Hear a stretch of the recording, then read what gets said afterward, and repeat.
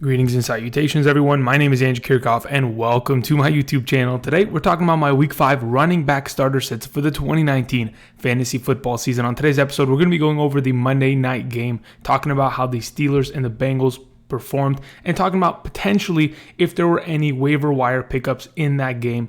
Also, then after that, we're going to be going over matchups at the running back position for Week 5, then going over my top 36 running back rankings of the week. Before we begin, let me remind all of you, if you haven't yet already, click that subscribe button, join the community.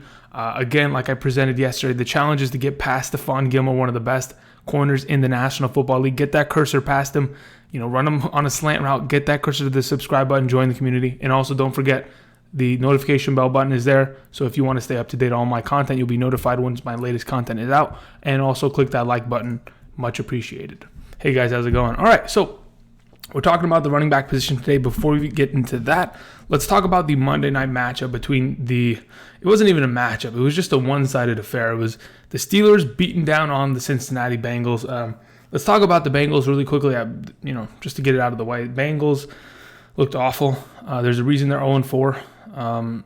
It's no accident at this point. Andy Dalton did not look good at all. Played exactly how he typically plays when it comes to being a garbage can. Joe Mixon, unfortunately, had a pretty good, decent game, but due to the game script and a lot of the second half being forced to be, a lot of pass heavy from the Bengals, there just wasn't enough opportunity for Joe Mixon. He had like 4.1 yards per carry average yesterday. Really, unless this game was closer, Joe Mixon wasn't going to get involved. Andy Dalton was throwing the ball. Tate, Ross, Boyd, none of them really had any big performances. They were all just pretty much mediocre, and this entire offense was mediocre. The only thing that we could take away is hopefully Tyler Eifert this coming week against the Cardinals, who was a waiver wire standout for this coming week. The Cardinals give up the most points to the tight end position on a weekly basis in half PPR scoring formats.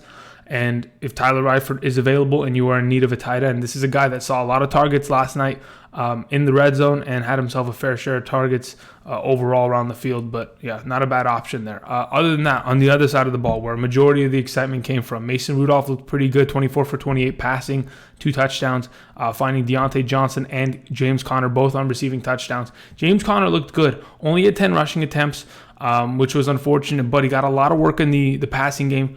8 receptions, a lot of yards and a touchdown, exactly what we want to see. I expected James Conner to have a good game here because of how bad the Cincinnati Bengals have been to opposing running backs.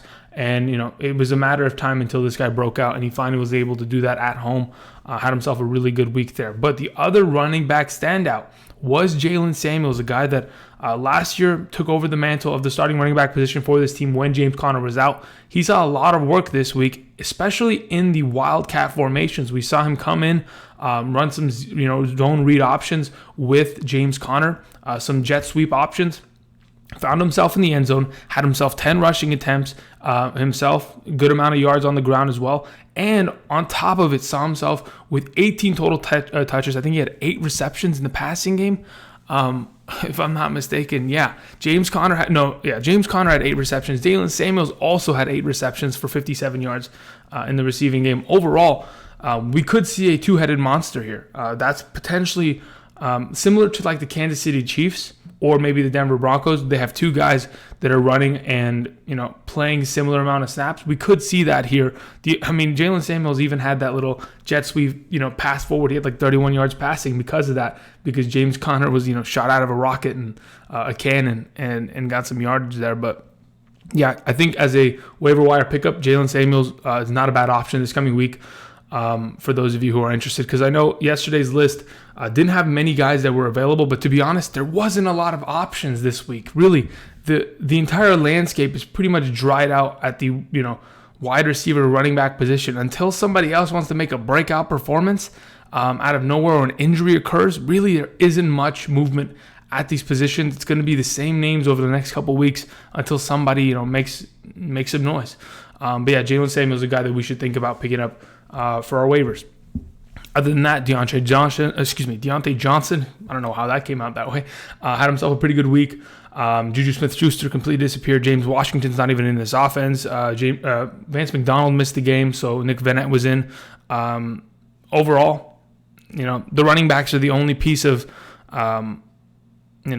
effective offense when it comes to the Steelers at this moment in time. Hopefully Juju can pull it out. Deontay Johnson was able to figure it out for the last 2 weeks in a row and find the end zone, so that's exciting. He's a guy that we could most likely should target, especially for those of you who own James Washington. It's over. Like, James Washington is, he's kind of dried up his opportunity in my eyes. It's been 2 weeks where he's had a pretty ample opportunity, hasn't been able to strike gold, and Deontay Johnson has. So we'll keep an eye on that guy as a waiver wire target this week. All right, but other than that, pretty one-sided affair. Thus far this season, the Monday night games have not been exciting. Hopefully this coming week against the Browns versus the 49ers can be, but we'll see. All right, let's go ahead and move on. Let's talk about the running back position. Let's talk about the matchups at the position going into week 5.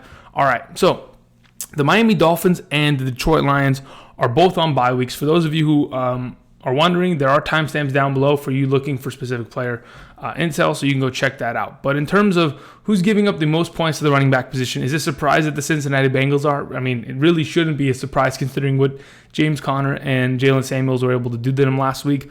David Johnson this coming week is going to see a pretty good amount of work against them. The Green Bay Packers also giving up a lot of work to opposing running backs. Zeke is pissed off, and I'm sure that fumble really ticked him off. He's coming back for some vengeance, especially the entire Dallas Cowboys offense, and they're going to take that out on the Packers.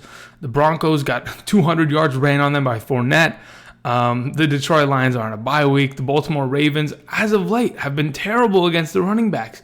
We saw Darrel Williams and LeSean McCoy the week prior, and then we had Nick Chubb run all over them. Him and Hilliard as well did some work. The Rams, the Pittsburgh Steelers, the Pittsburgh Steelers weren't even that bad yesterday, but their averages from prior games are definitely holding them down. And I don't think, playing against the Ravens this week, it's not going to be very favorable. I think Ingram is going to be a pretty good running back. I don't think the Steelers defense is going to play as good as they did on Monday night. Going into the Rams, they get to play against Chris Carson, Rashad Penny combo. The Indianapolis Colts have to take on the LeSean McCoy, Darrel Williams, Damian Williams. We'll see how that goes. And then the Chiefs, you got Marlon Mack and Nyheim Hines. Moving on to more of the tougher matchups, right? The Cleveland Browns, pretty stout against the run. How will Matt Breida, Tevin Coleman, Raheem Mostert do against them? The Cowboys against Aaron Jones. We get the Vikings playing against Wayne Gallman. We get the Bears playing against Josh Jacobs, which I'll talk about in a little bit because that one is probably my most interesting matchup of this week. I'll tell you why. But the Jacksonville Jaguars playing against the Panthers, if I'm not mistaken. We'll see how Christian McCaffrey can play against them. Either way, he's going to work in the passing game and be just fine. But the Eagles against Le'Veon Bell. The Eagles, we'll talk about it in a little bit. They don't give up any yards to starting running backs of opposing teams. It's actually ridiculous. The Saints have been good against the running back position. Who's going to be able to break out? Is Ronald Jones, Peyton Barber? Neither of them. What's going to happen this week? The Buccaneers themselves against Kamara. Buccaneers have been pretty stout against the run. Insane, right? It's crazy. And then we have the Patriots and the 49ers. 49ers really locking down running backs, mainly because, the 49ers, I just feel like matchup-wise have kind of got lucky there. But then again, we'll just have to wait and see how Nick Chubb could take on this offense. But these are the matchups of the position. This is how much defenses are giving to opposing running backs in half-point PPR scoring formats thus far this season through the first 4 weeks of the year. All right, let's get into it. Let's talk about my top 36 running backs of the week. All right, starting with number 1, we have Dalvin Cook, a guy that throughout the entire season thus far has scored a touchdown in every single game. Dalvin Cook has been absolutely incredible. Really has been one of the fantasy MVPs, even though he doesn't lead all running backs in points. In terms of what we expected and what we've gotten from him, it's been absolutely incredible. Each of the last 3 weeks, he's had at least 3 receptions and 30 receiving yards, which is great, especially for a running back that in matchups that against the Chicago Bears, when you're struggling against that kind of a team and you cannot consistently run the ball, the passing game is extremely essential. We saw that yesterday on Sunday, in which he was able to get some work. But as long as he's getting incorporated in the passing game, screen passes, slip screens, doesn't matter. Just a swing route out of the backfield. That's all we ask for, and he's been doing that pretty well. Just to kind of give you guys some perspective, in the last 3 weeks, the New York Giants have given up over 120 yards to the Buffalo Bills running backs and to the Buccaneers running backs. So just putting in perspective, Dalvin Cook is probably going to run for over 100 yards on this defense. It's going to be extremely difficult for any of the Giants to stop this offense. I think for a team that's looking extremely one-dimensional and has consistently ran the ball with Dalvin Cook, and that's been their bread and butter, I don't think they're moving away from that. Sure, they're going to try to get a little bit more confidence for Kirk Cousins this week because of how good of a matchup it is, but Dalvin Cook, he's my number one, clearing away against the Giants. All right, moving on to Christian McCaffrey, my number two. Christian McCaffrey, since Cam Newton has gone down, has had 24 rushing attempts in one game and 27 the next game. Yeah, that's a lot, right? Christian McCaffrey's getting a lot of work on the ground, which is absolutely fantastic because we know inherently he's going to get a lot of work in the passing game because he is one of the best players on that team, and he's one of the best receivers, if not the best receiver on that team. So all in all, Christian McCaffrey playing against the Jaguars this week, I'm not very concerned about the matchup. I think just what we've seen him do this season, just this last week against the Texans, 10 targets, 10 receptions, 86 yards. He's a PPR monster, and he's one of the best running backs. He's the highest scoring running back, half point PPR thus far this season, and that's no accident. Christian McCaffrey, he's my number two. Moving on to Alvin Kamara, my number three. Alvin Kamara, since Drew Brees has gone down, similar to Christian McCaffrey, has seen an increase in rushing attempts, but it has not been as drastic. It's not in the 20s, 24, 27. It's been, like 16, 18, that kind of range, which isn't fantastic. But considering Latavius Murray's in that backfield and considering what we saw him do with Mark Ingram last year and the last 2 years, we would have expected maybe not so much of an increase, but an increase in rushing attempts is fantastic. We know Alvin Kamara is going to get work in the passing game. Hopefully he sees more work. We've seen him in prior weeks.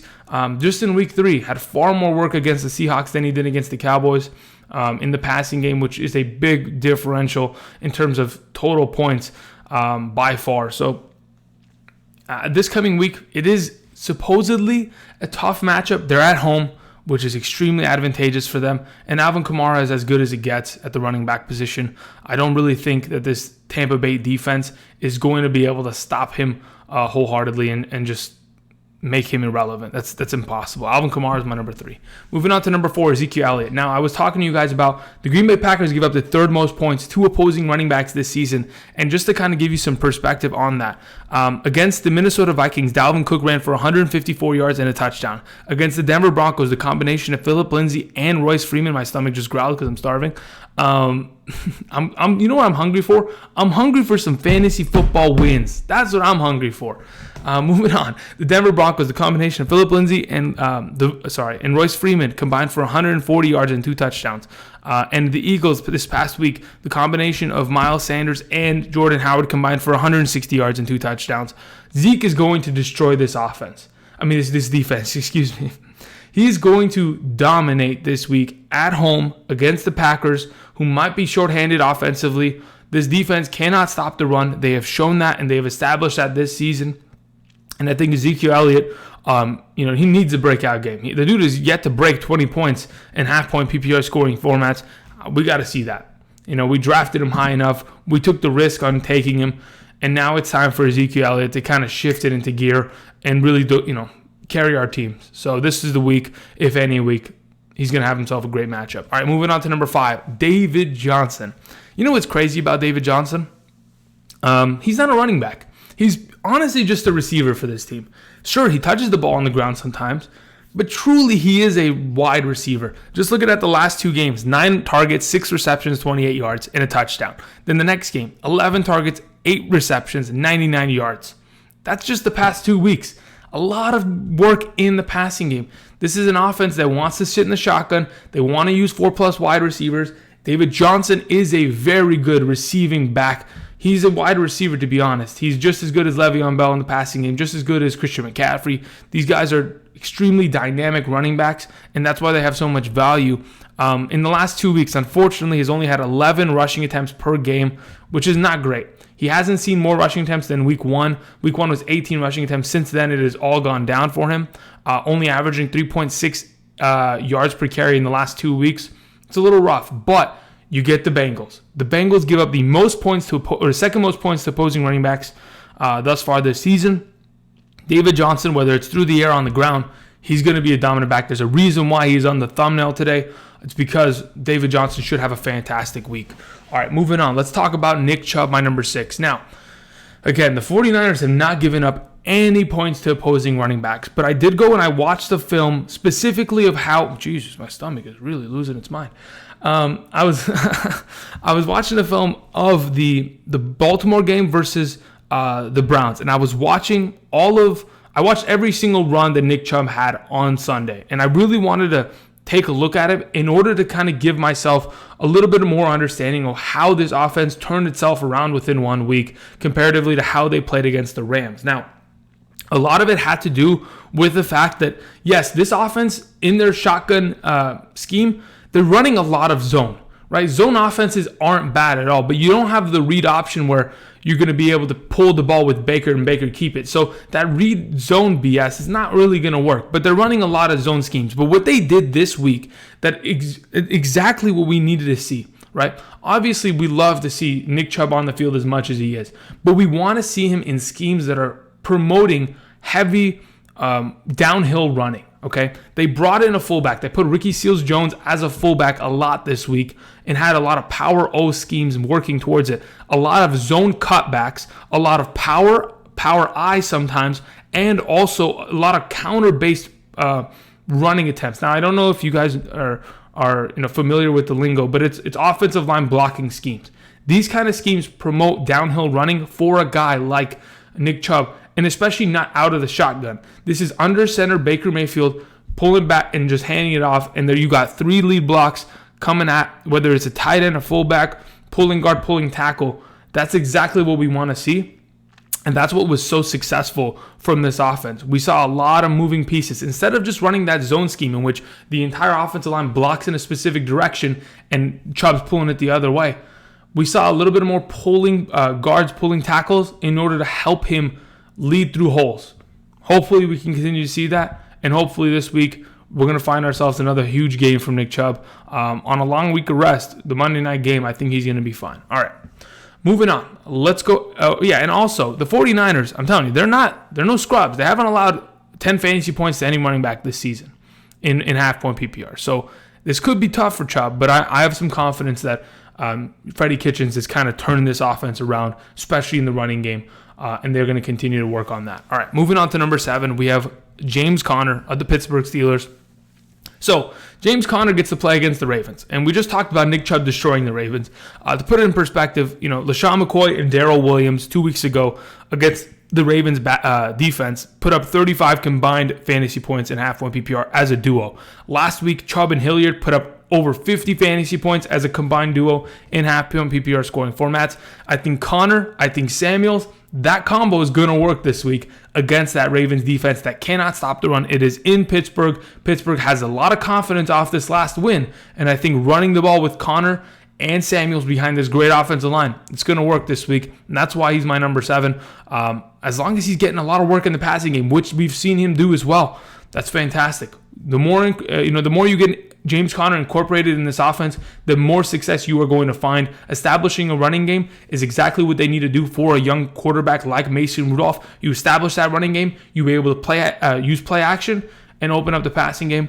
And that's what they're probably going to do against the Ravens. They're going to run all over this team. All right, moving on. Number 8, we have Leonard Fournette coming off a 200-yard week against the Denver Broncos in Denver. That's no easy task at all. But hey, let's be honest. The Denver Broncos have not been good against teams, opposing running backs thus far this season. But that's not who he's playing against. He plays against the Panthers this week. Now, the Panthers, they're not a great run-stopping defense. Even though that I've been saying it all year, they've got a really good, talented front seven. They have yet to produce as a front seven in terms of stopping the run. They were really getting after the quarterback in terms of pass rush as of late, which is kind of ridiculous considering I think they have one of the slowest interior defensive line groups I've seen in a while.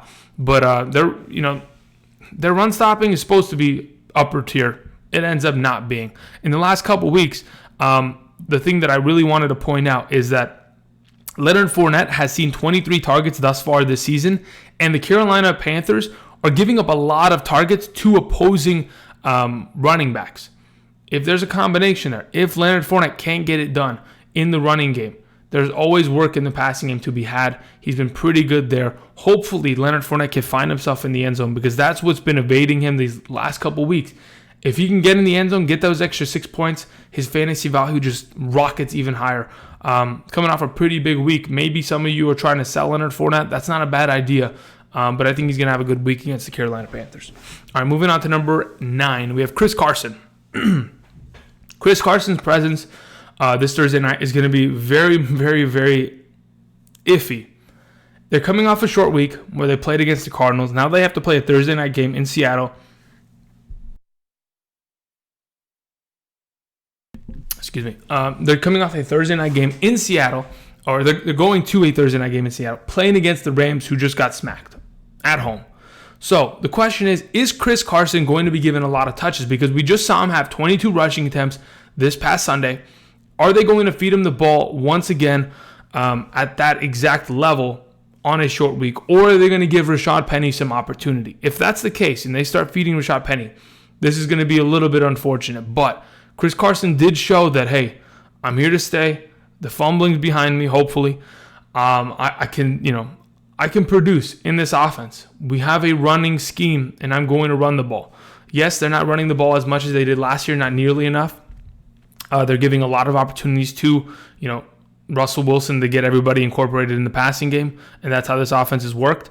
But as of right now, Chris Carson, if he had that rushing touchdown that CJ Prosise stole from him last week, the dude would have had a monster week, 20-plus points, but that wasn't the case. This coming week, you get to play against the Rams defense, a little bit tricky. They haven't been good overall. If the Seahawks can get ahead early and just run out the clock with Chris Carson, I think that he can produce something pretty good against them, and that's why he's my number 9. He's a great running back. It's just a question on whether or not he's going to get those touches going forward. All right, moving on. My number 10, Austin Ekeler. Melvin Gordon comes back, similar to the Chris Carson situation that I just kind of painted. Melvin Gordon comes back, and they play against the Broncos that just got Leonard Fournette to just run all over them. Is there a possibility that Melvin Gordon, comes in and is taking RB1 work? I don't think we can expect that as of week 5. Melvin Gordon just came back last week, didn't see any work on Sunday's game, which he shouldn't have, and I'm glad that they didn't put him in. They shouldn't have forced him in, and they didn't, which is fantastic. That's smart coaching from the Chargers. So going into this week, we should not expect Melvin Gordon to have the entire workload. We should see something like a 60-40 split in which Austin Ekeler is leading this backfield 60% of the time, which is going to lead him to success. We've seen him with Justin Jackson do a 60-40 split, and he's been perfectly fine. He's been a top 10 running back, and that's not going to change this week. At home this week against the Broncos, a beautiful matchup, and I think Austin Ekeler should be good to go, and that's why he's my number 10. Moving on to number 11, Derrick Henry. So here's the thing about Derrick Henry. He ran the ball 27 times against the Falcons. Had over 100 yards. Wasn't able to get that ever-elusive touchdown. But when you get ahead in games, the Tennessee Titans got ahead really early with a couple touchdowns from A.J. Brown and Corey Davis. Once they got ahead, it's all about feeding the ball to Derrick Henry and killing clock. And that's exactly what they did. Keep the ball out of the Falcons' hands. Give Matt Ryan the least amount of opportunities possible. And just run the ball. Run the clock out. GG, it's over. Derrick Henry was able to do that effectively. Obviously, 27 rushes, 109 yards. That's not a great, yards per carry average. Could have been better, but hey, it's not the worst. Really, Derrick Henry, he's proven his value thus far this season. He's probably getting re-upped for a contract. And you know what's even better? This coming week, it's week 5. Taylor Lewan is already served his suspension, and left tackle Taylor Lewan is coming back. They play against the Buffalo Bills, and I think they're going to run all over this team. You finally got your all-pro left tackle back, and this offensive line is going to be firing on all cylinders, and so is Derrick Henry. It's going to be exciting. He's my number 11. Moving on to number 12, we have Aaron Jones. Aaron Jones is a little tricky. He's scored a touchdown each of the last 3 weeks, which is pretty damn good for a running back. It's exactly what you want to see. But his rushing totals in terms of yardage on the ground has not been great. Luckily for him against the Eagles this past week, he got a lot of work in the passing game. If Jamal Williams is out for an extended amount of time, unfortunately because of that head and neck injury that he sustained on Thursday Night Football, if he's out, the third down work and the pass blocking work is going to go to Aaron Jones, which is going to increase his value. And I think there's probably a chance that if you're getting carted off the field on a Thursday, the following Sunday, you're probably not going to be, or the following week Sunday, week 5, you're probably not going to be playing. I don't think Jamal Williams plays this week, and therefore Aaron Jones just gets a little bit of a boost playing against the Cowboys defense. All right, let's go ahead and move on. Let's talk about my RB2s on the week. We have here LeSean McCoy, 2, Matt Breida on the bottom. But LeSean McCoy at my number 13, a part of this two-headed monster scheme. Again, if you're associated with the Kansas City Chiefs offense, you are inherently going to have more value, plain and simple. This two-headed scheme, this two-headed monster scheme, yes, they're splitting, rushing attempts out of the backfield. Each of these guys, which was Darrel Williams and LeSean McCoy, 10 rushing attempts apiece. They're both getting work in the red zone. They're both being worked in the passing game. All in all, LeSean McCoy has looked like a great running back, a solid RB2 with upside this week. Playing against the Indianapolis Colts should be another easy matchup. The only reason I don't have LeSean McCoy higher is if, in fact, Darrel Williams is to steal more rushing touchdowns and that kind of stuff in the future, which we've seen him do in the last couple of weeks, which kind of devalues LeSean McCoy just a tad bit because we know he's not going to have the entire backfield's opportunity. All right, moving on to number 14, Melvin Gordon. Yes, I did say that he's not going to have all of the work in this backfield, that it might be a 60-40 split with him and Austin Ekeler. Even with 40%, Melvin Gordon is a fantastic running back. He's been a top 5 running back in the last couple of years, and I don't expect anything less for him to be great. He's going to come back this week. He's going to get a good amount of rushing attempts. He's going to find himself in the goal line. He is the goal line back of this team. He has been in the last couple of years, and that's why he's been so fantasy relevant, finding the end zone so consistently. And he's also been one of the best receivers on this team last season. He was the number 2 wide receiver in terms of receptions on this team going forward, even with missing so many games.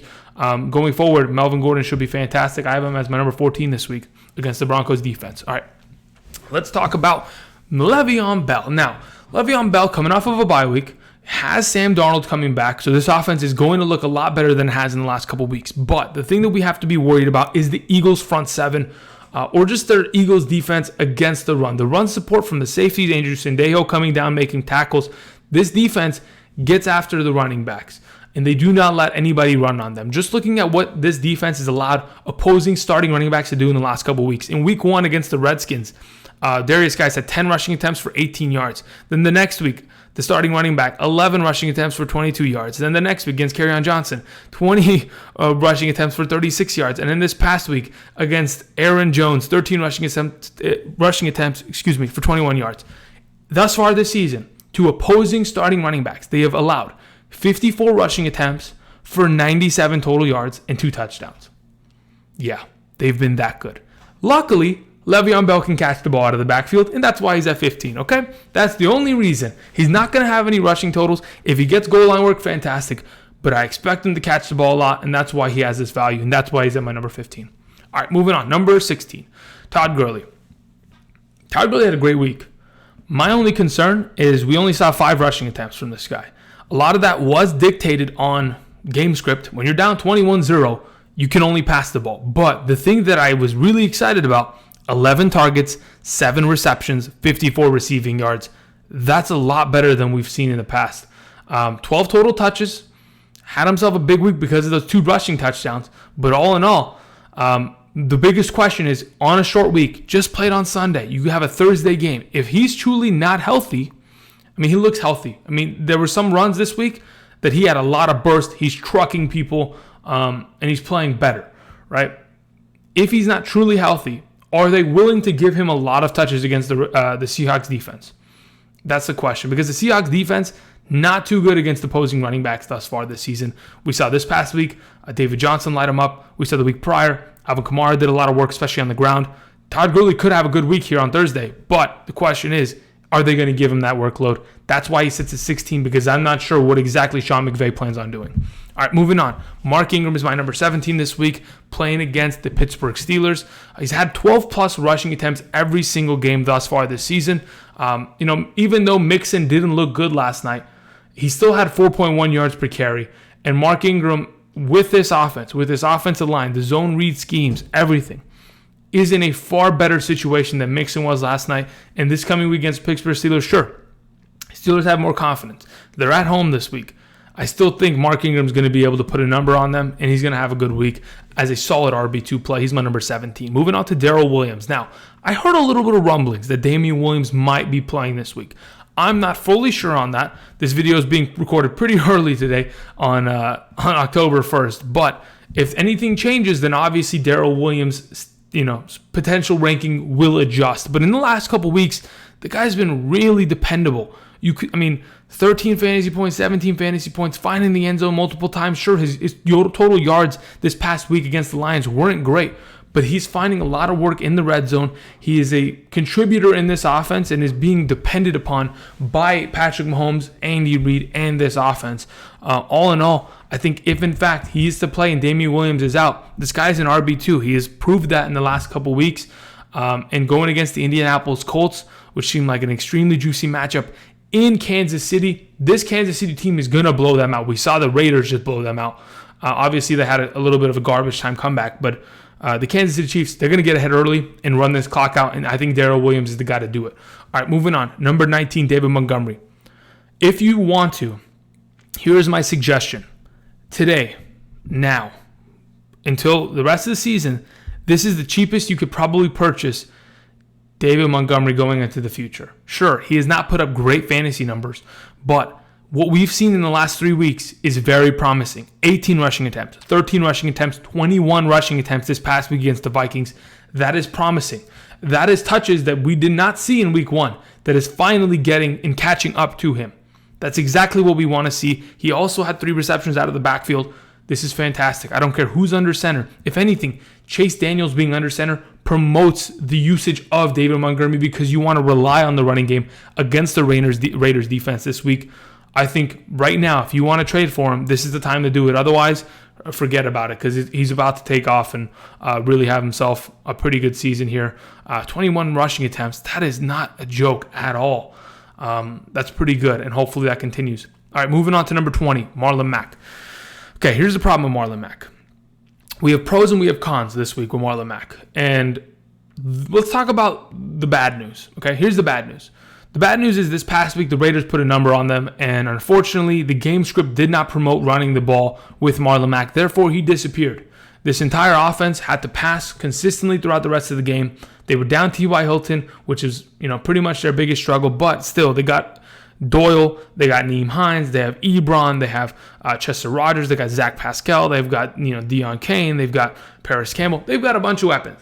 And they passed the ball for the rest of the game, and they did their best, okay? Marlon Mack just disappeared. But if, in fact, this team can stay competitive with the Kansas City Chiefs, which is extremely unlikely, which is why Marlon Mack sits at 20, the running game has been very effective against the Chiefs this season. Josh Jacobs ran for 99 yards. Mark Ingram ran for 100 total yards plus. And Kerryon Johnson this past week ran for like 130 yards. This team is not great against the run. And I really do think that Marlon Mack and this offensive line could have a very good week running the ball.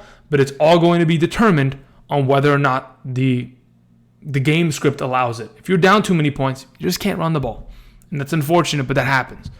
All right, moving on. My number 21, Devonta Freeman. Now, Devonta Freeman this past week ended with like 14 points and half-point PPR scoring format. Crazy thing is that Ito Smith stole a touchdown. He goal line vultured. Would have had Devonta Freeman scoring 20 points this past week against the Titans. Now, that wasn't on the ground. Let's be sure. That wasn't on the ground. That was a lot of work in the passing game. Had about 7 receptions in the passing game, if I'm not mistaken. Had a bunch of yards there. That's where he got his value from. All in the passing game. Now, the interesting thing is, this coming week, playing against the Texans, this is a stat that I found. the Texans in the last couple weeks have been giving up some of the most work against or to opposing running backs in the passing game. Just to kind of give you some perspective, let's go ahead. I got to find the stat. I don't know why I closed the page. I'm going to find it. Here we go. Where are we at here? Oh, gosh. Sorry about the delay, guys. Here we go. Right here.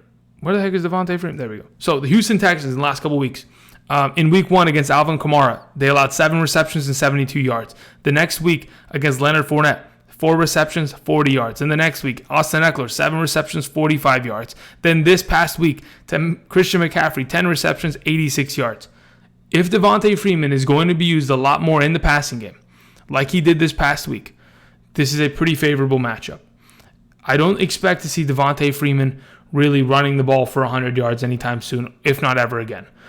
He'd have to get really lucky or make a big run. This entire offensive scheme and everything doesn't really promote that. So hopefully he gets more work in the passing game. That's why I have him here. Hopefully they're going to continue to feed him that way because he's been valuable in the past years with a lot of work in the passing game. Hopefully they can get him reincorporated with that. All right, moving on. Joe Mixon. You get to play against the Cardinals. How easy is that? It really is easy. Your team was struggling heavily and has struggled all season long, which has killed your value. Yes, even though this team has been decent offensively and put up numbers, they can never sustain a lead to where they can run the ball heavily with Joe Mixon. The only time they did that, it was against the Bills. They late in the game. They let Joe Mixon run the ball heavily, and it let him at least get somewhere in the running game and produce a pretty good number. But unfortunately, that's not the case. He gets to play against Pittsburgh, favorable matchup. This coming week, he gets to play against the Cardinals. It's a favorable matchup. The question is whether or not they're going to be ahead early and whether or not that home field advantage, sets them up for any sort of success. Hopefully, Joe Mixon can be an RB2 because that's what he looks like. Doesn't look like the RB1 that he was last year, unfortunately, but we'll see. Right now, he's my number 22. All right, moving on. Number 23. James White is he's the only reliable running back in this backfield. No matter what. The guy comes out, puts up 8 to 10 points every single time, and has been consistent in the last 2 years. And he's the only one that I'm willing to trust as an RB2. Sony Michel, not really. Rex Burkhead has been dealing with injuries and didn't really get too much work this past week because of it. So as of right now, James White gets a lot of work in the passing game. Against the Redskins this week, it's probably a one-sided game in which they're blowing them out by 40. And I'm expecting James White to get some work here and see a lot of work. So he's my number 23 back. All right, moving on to number 24, Matt Breida. The only reason Matt Breida isn't any higher is because I don't know if Tevin Coleman's coming back.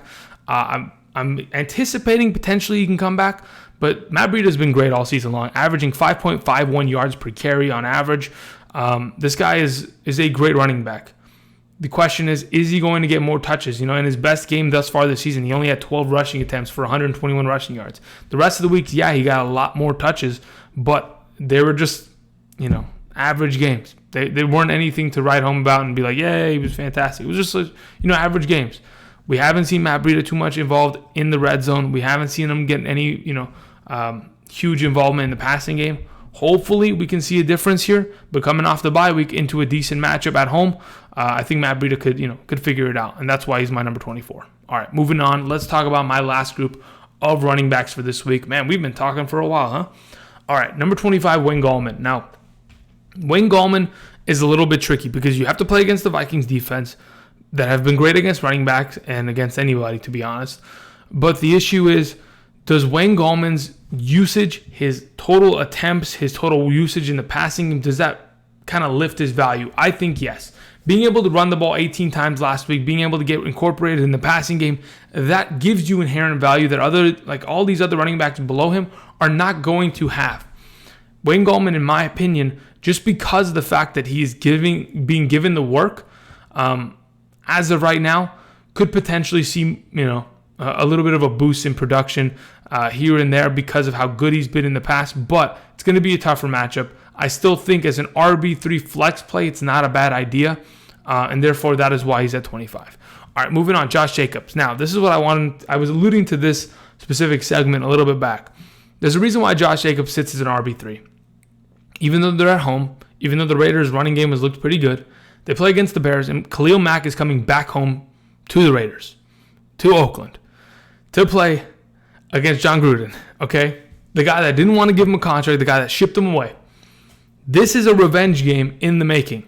The Bears have been the best defense against running backs. I mean, next to the Eagles, in my recent memory, they have been monsters against opposing running backs in the running game.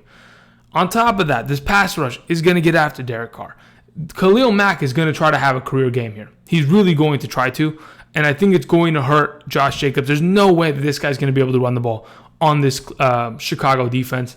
All in all, I think Josh Jacobs as an RB3, just be careful about him. That's all I got to say. Moving on, number 27, Carlos Hyde. The Falcons can't stop anybody. Let's be honest. The Atlanta Falcons defense cannot stop anybody. I know Dan Quinn came out, the head coach, and was like, we're pissed. We don't like losing, blah, blah, blah. Listen, you didn't like losing last year, but you keep doing it anyway. So what are we doing, right? Your defense isn't good enough. You got to address that. You went and drafted 2 offensive linemen. The offensive line sucks. What are we doing? The Atlanta Falcons, what? Draft some defensive players. Get somebody in free agency. You went and signed 2 offensive linemen in free agency on top of it. And this offensive line is still garbage. What are we doing? Anyway, Carlos Hyde should be good in the running game against this defense that has struggled heavily against opposing running backs. That's why he's at 27. Moving on to 28, Sony Michel. Sony Michel is like an every other week kind of guy, and is very dependent on touchdowns. We've said it in the past, he's dependent on touchdowns. If, in fact, somebody comes in and fullback dives, or if Brandon Bolden on a jet sweep on the goal line wants to steal a touchdown, then it happens, and Sony Michel's value is completely erased.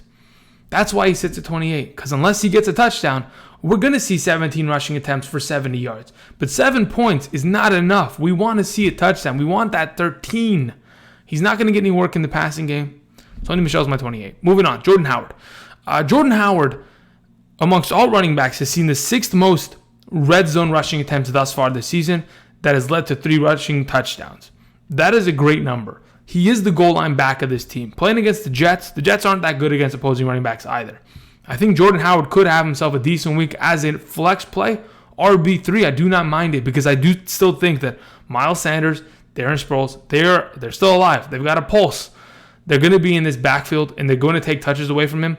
And I don't think Jordan Howard is going to have another one of these 20-touch kind of games which he catches the ball 3 times, runs it for 18 rushing attempts. So we should just be a little bit, more cautious. Don't just, limit our expectations here. Don't get a little too wild about, 1 week 4 performance against a team that can't stop the run, All right, moving on. Number 30, Royce Freeman. You know what? I'm just going to pair Royce Freeman and Phillip Lindsay together. 31, 32. We're going to talk about both of these Denver running backs. I'm sick of them both. It's just unbelievable. Just trade one. Trade one away. Send Phillip Lindsay or Royce Freeman to the Tampa Bay Buccaneers. Send one over there. They'll probably be far better.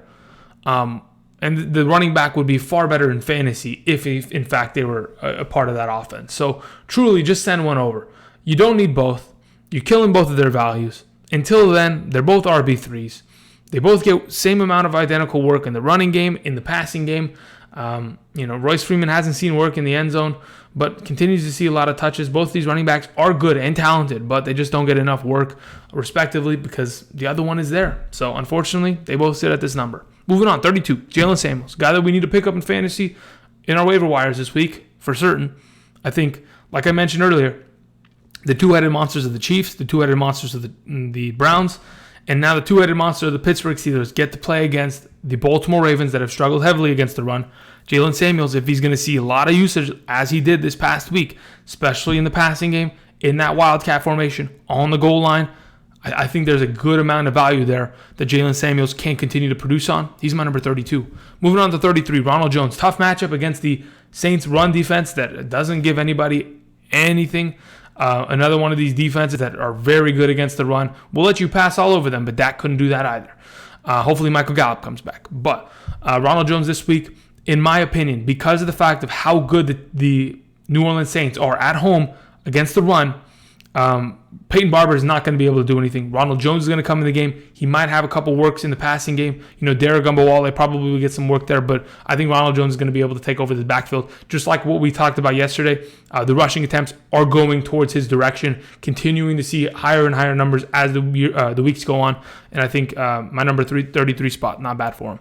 All right, moving on to number 34, Chris Thompson, the only viable receiving option on this team this coming week. You have Dwayne Haskins potentially starting this week against the Pittsburgh Steelers.